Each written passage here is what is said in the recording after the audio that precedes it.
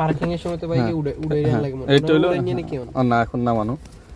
এটা হলো hand brake, ঠিক আছে, এটা হলো হ্যান্ড ব্রেক। এটা গাড়ি কোথাও পার্কিং করলে টান দি উঠে দিতে হবে।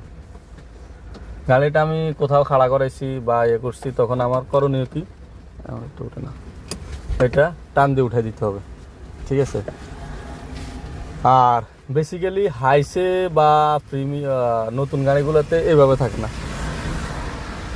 হাইসে থাকে হইলো গিয়া এইখানে থাকে, সেম এই যে এই জায়গাটাতে থাকবে হাইসে, এটা টানে উঠে লক করে দিতে হবে। আর এলিয়ন বা প্রাইভেটগুলোতে থাকে হইলো গিয়া ক্লাস যেখানে আছে না, এই সিস্টেমে একটা ব্রেক থাকবে, হ্যান্ড ব্রেক, হ্যাঁ ফার্স্টে আরও উঁচু থাকবো। ওটা জাস্ট চাবি ধরি নিচের দিকে ডাবা দিলে এটা লক হয়ে যাবে। এলিয়ন গাড়িতে এই সিস্টেম, প্রিমিয়তে সিস্টেম এটাই, হ্যান্ড ব্রেকের সিস্টেম এটা এলিয়ন প্রিমিয়তে। এগুলো তো এটা হলো অন তো এই সিস্টেমে নাই, এই সিস্টেমে এসি গাড়ি হাইসি উঠলো এই সিস্টেমে পাবি। এসি সুইচ হচ্ছে এইটা এসি, ঠিক আছে, এইগুলো হলো এসি সুইচ।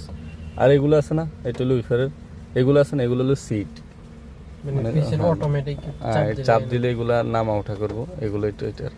আর এগুলো হলো এসির স্পিড বাড়ানো। এটা হলো এখন তো এই সিস্টেম নাই, তারপরও পুরান গাড়িতে যে সিস্টেম আর কি ওই সিস্টেম দেখা দিতেছি।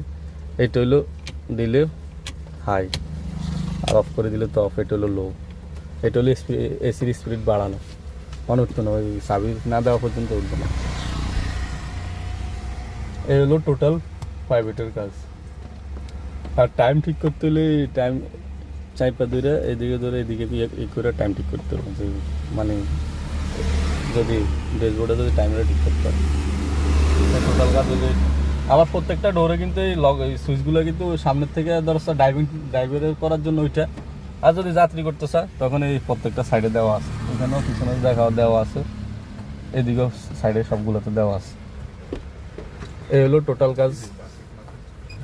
হ্যাঁ